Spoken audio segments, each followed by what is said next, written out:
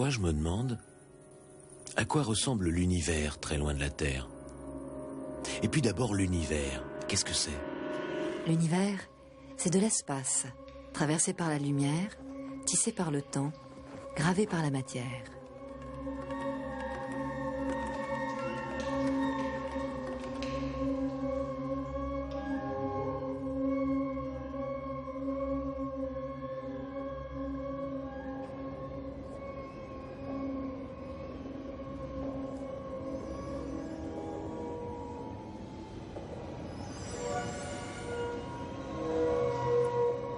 Pour décrire le monde, l'homme a inventé un merveilleux outil, la géométrie.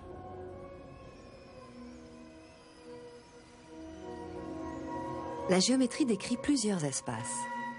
Les espaces à une dimension, à 2 dimensions, à 3 dimensions. Et pourquoi pas à 4, à 5, à 6 dimensions?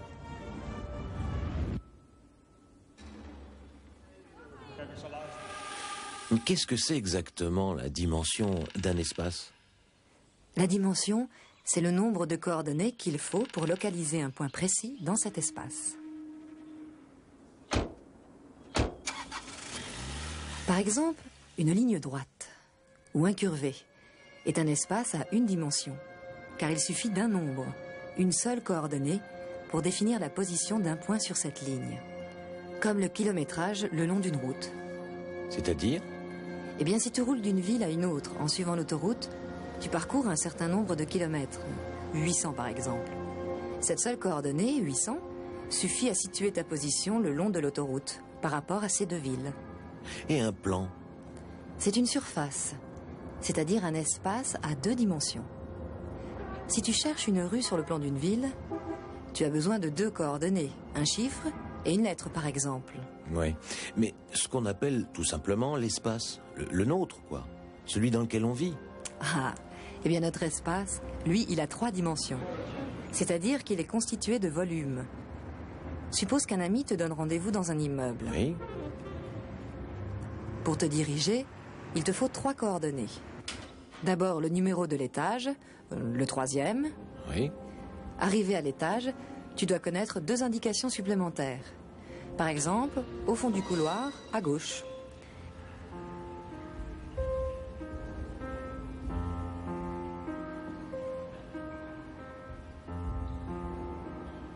Alors, nous vivons dans un monde à 3 dimensions.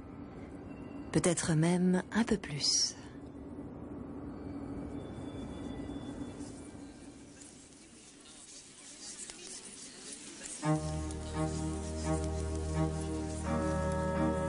Comment faire pour mesurer l'univers?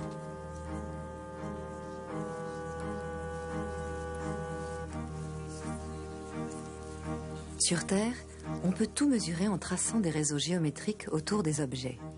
C'est ce que font les architectes, les géomètres et les cartographes.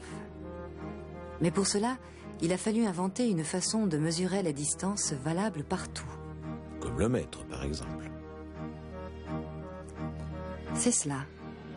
Un mètre à Paris, si on le transporte, reste toujours un mètre à Londres, à Tokyo, à San Francisco, à New York.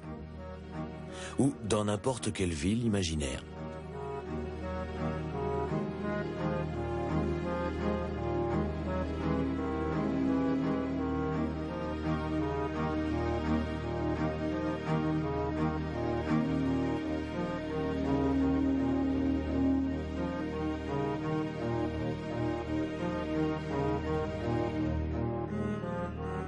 Et si l'on imaginait un immense réseau qui se développerait dans tout l'espace, une sorte d'échafaudage cosmique qui englobe et relie entre elles les étoiles les plus éloignées, on pourrait mesurer l'univers. Attention, pour mesurer des distances, il faut partir d'un point fixe, un repère qui sert d'origine, une sorte de point zéro. Bon, alors on peut prendre, comme ça, au hasard, le centre de la Terre. Ah non, car elle n'est pas fixe, elle bouge. Tu sais bien qu'elle tourne autour du Soleil. Oui, c'est vrai. Eh bien, prenons le Soleil, puisque toutes les planètes du système solaire tournent autour de lui. Impossible. Le Soleil n'est pas fixe non plus. C'est une étoile. Et comme les milliards d'autres étoiles, il se déplace dans notre galaxie. Et d'ailleurs, notre galaxie elle-même n'est pas fixe non plus. Elle bouge par rapport aux autres galaxies. Toutes les galaxies sont en mouvement les unes par rapport aux autres. Mais alors, si je comprends bien, rien n'est fixe dans l'espace. Tout se déplace par rapport à tout. En effet, ça bouge de partout et dans tous les sens. L'univers est en mouvement perpétuel et se dilate sans cesse, comme un gros gâteau dans le four. Donc, pas de point zéro dans l'univers. En fait, ce que tu dis, c'est qu'autour de chaque étoile, on peut construire un réseau de mesures, mais qu'on ne peut pas relier tous ces réseaux entre eux pour en faire un système unique. Oui.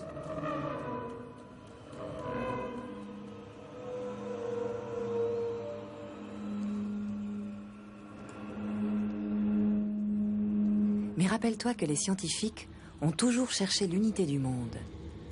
Ils ont donc quand même réussi à trouver un étalon de mesure unique, valable partout. Ah bon? Et cet étalon, c'est quoi? C'est la lumière.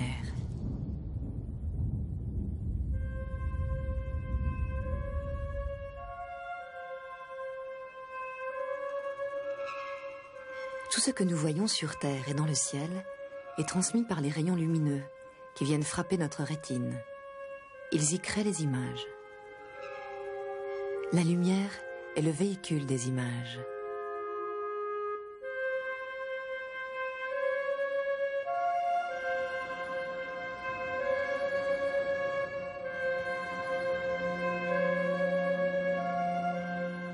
En fait, sans la lumière des étoiles, le ciel, la nuit, serait complètement noir.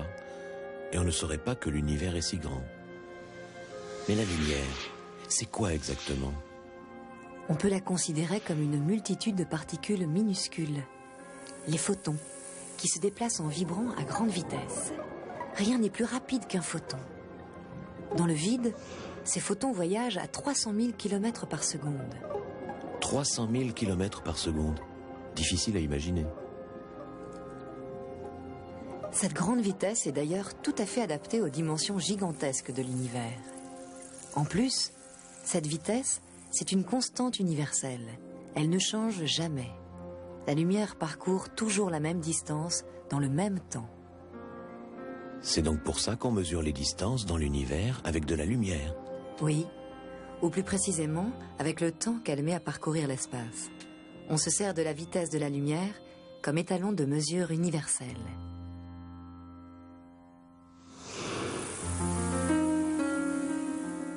Je comprends.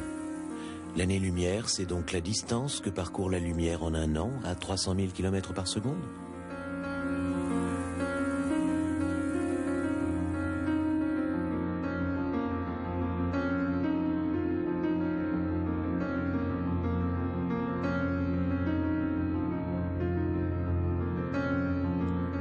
Regarde le Soleil, par exemple. Il est à 150 millions de kilomètres, c'est-à-dire à 8 minutes-lumière de la Terre. C'est juste à côté. Quand il se produit une éruption à sa surface, on ne la voit que 8 minutes plus tard.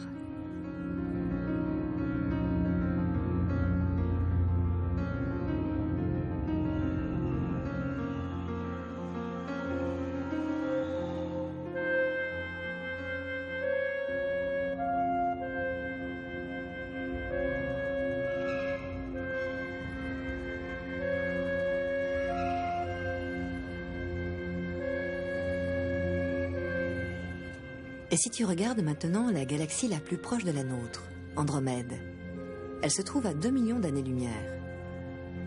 Donc, l'image que nous voyons aujourd'hui a quitté Andromède il y a 2 millions d'années, avant même l'apparition des hommes sur Terre? Oui, en tout cas, la vitesse de la lumière fournit une unité de distance valable d'un bout à l'autre de l'univers. On peut donc supposer que les trajectoires suivies par la lumière tracent les grands axes de la structure de l'univers, comme s'il tissait l'espace. C'est cette trame immatérielle qui nous permet d'arpenter et de mesurer l'univers. Oui, grâce à la lumière, on a trouvé un système qui nous permet de mesurer l'espace. Et cet espace, on va donc le mesurer avec du temps.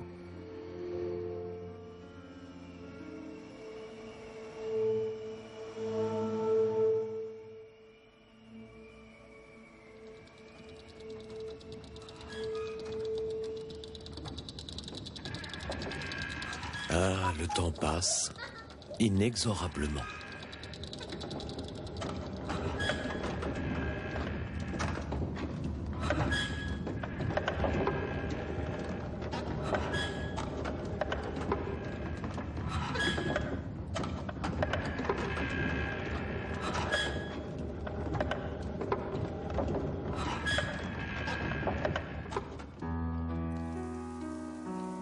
Le temps coule un peu comme l'eau d'un grand fleuve. Il ne s'arrête jamais. Il ne peut pas revenir en arrière. Il s'écoule toujours dans le même sens, du passé vers l'avenir, du matin jusqu'au soir. Moi, j'ai souvent l'impression qu'il s'écoule plus vite à certains moments qu'à d'autres. Oui, mais là tu parles du temps psychologique, nourri de tes impressions subjectives. Il ne faut pas le confondre avec l'autre temps, le temps dont parlent les physiciens. Ah. Et qu'est-ce que c'est, le temps des physiciens? C'est le temps que l'on peut mesurer de façon objective. Et comment on le mesure, ce temps-là? On le mesure avec du mouvement. Regarde, une horloge. C'est tout simplement un mouvement régulier qui découpe l'espace. Le mouvement rythme le temps par rapport à l'espace. Et le mouvement, ce sont des objets ou des corps qui changent de position. C'est de ces changements dans l'espace au cours du temps que résultent les notions de passé, de présent et d'avenir.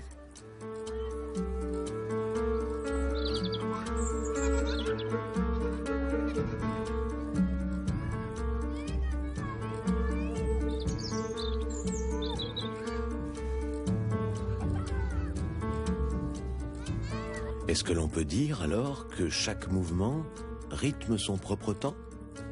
Là, ce serait plus juste de parler de vitesse, car c'est la vitesse qui détermine la relation entre l'espace et le temps.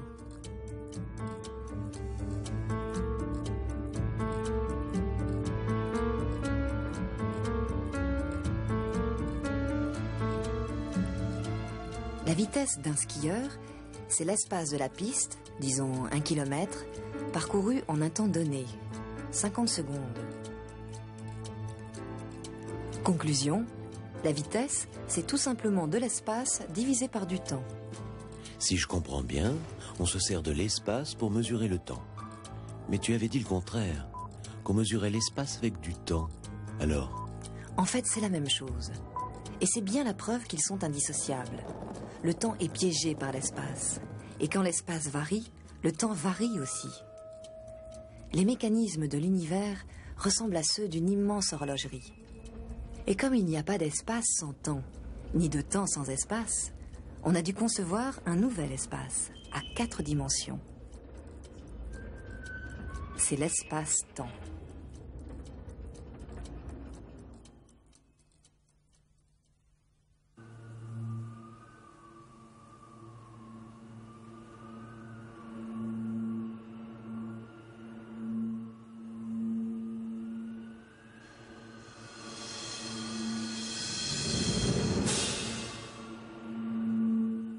Mais qu'est-ce que ça change fondamentalement, l'espace-temps? Disons que c'est une nouvelle façon de voir les choses où l'on ne dissocie plus l'espace du temps. C'est le mouvement qui nous intéresse.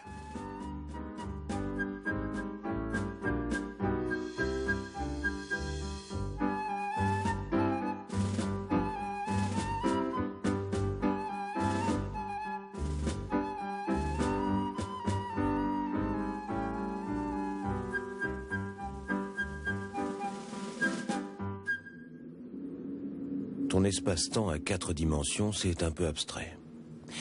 Est-ce qu'on peut au moins avoir une idée de ce à quoi ça ressemble? L'espace-temps, ce n'est pas véritablement un espace tangible. C'est une construction mathématique, c'est-à-dire une équation. Mais on peut parfaitement représenter certains aspects. Voici l'espace ordinaire à 3 dimensions traversé par un oiseau en vol. Oui. Voici l'espace à un moment donné. Puis le même espace une seconde plus tard.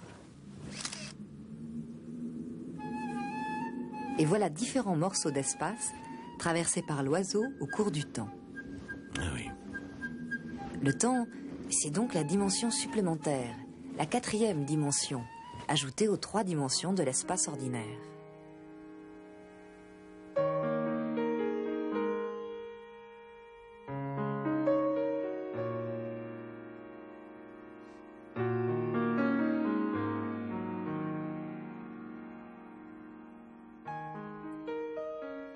L'espace réel, à chaque instant, est comme une tranche à 3 dimensions de l'espace-temps à 4 dimensions. L'espace-temps, c'est donc la succession temporelle ou la juxtaposition de toutes ces tranches instantanées.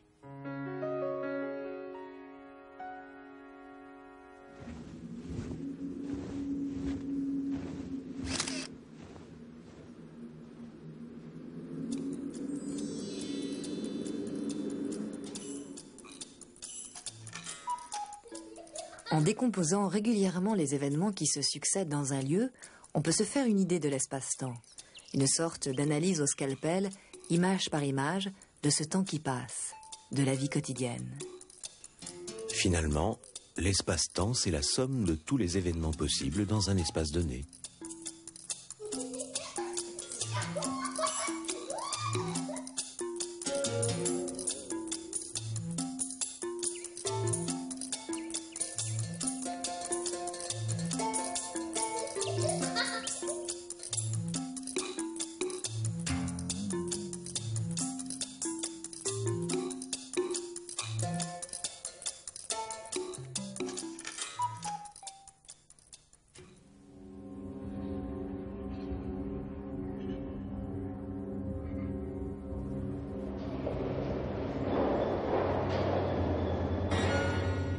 Au fond, un événement, c'est un point dans l'espace-temps.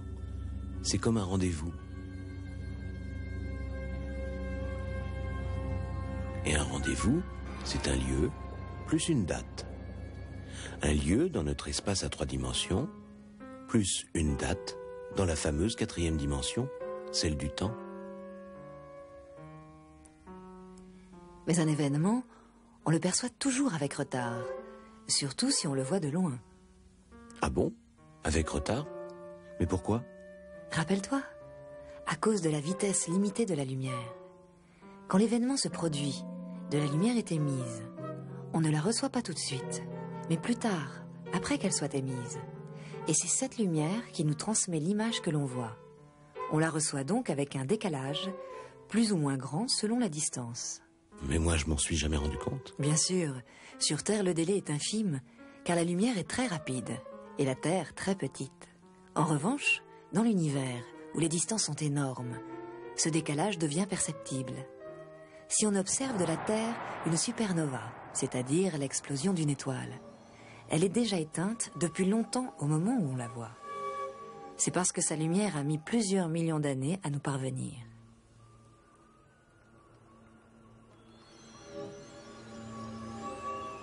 En fait, rien de ce que nous voyons dans le ciel, comme sur Terre, ne nous est contemporain.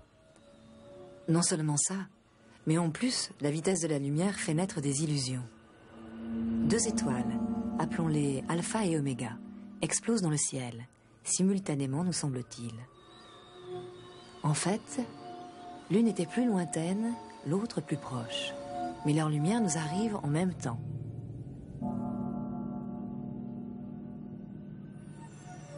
Pourtant, si l'on représente schématiquement les différentes couches du temps, on voit bien que la lumière d'Alpha, l'étoile lointaine, est partie avant celle d'Oméga, l'étoile proche.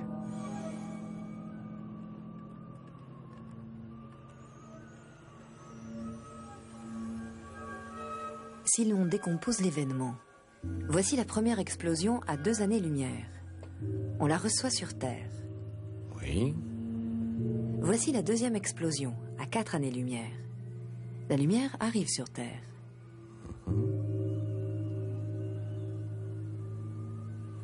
Eh bien, sur Terre, on va recevoir la lumière de ces 2 explosions, pourtant décalées dans le temps, en même temps.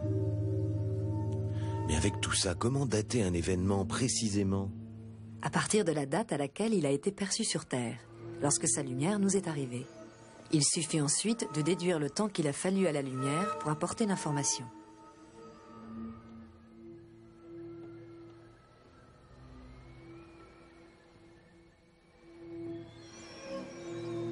Par conséquent, l'astronome qui regarde loin dans l'espace regarde aussi loin dans le passé, puisqu'il observe simultanément des tranches d'espace qui sont d'autant plus anciennes qu'elles sont éloignées. Des tranches d'espace qui sont aussi des tranches de passé, en fait. Mais alors, si je comprends bien, la lumière nous informe non seulement sur la géographie de l'espace, mais aussi sur l'histoire de l'univers. Exactement. Et si on considère les choses d'un autre point de vue, quelqu'un à 80 années-lumière d'ici peut voir ce qui s'est passé sur Terre il y a 80 ans. Bien sûr. Donc, toute mesure d'espace et de temps dépend de la position de l'observateur. Oui, et ce n'est pas tout. Elle dépend non seulement de la position, mais aussi du mouvement de l'observateur.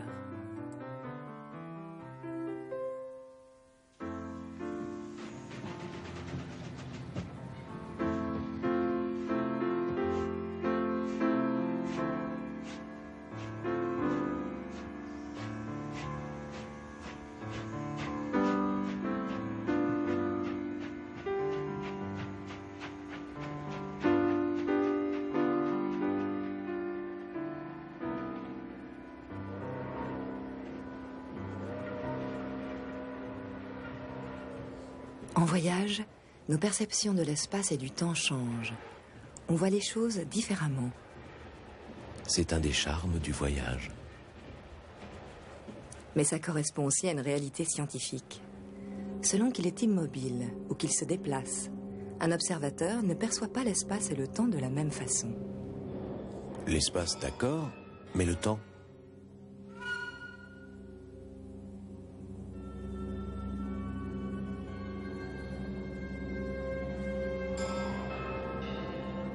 Regarde, deux étoiles A et B, éloignées l'une de l'autre, explosent dans le ciel.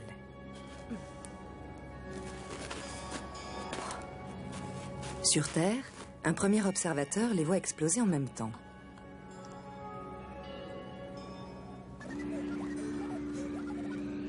Mais un voyageur ailleurs, en mouvement par rapport au premier, reçoit l'éclair de B avant celui de A.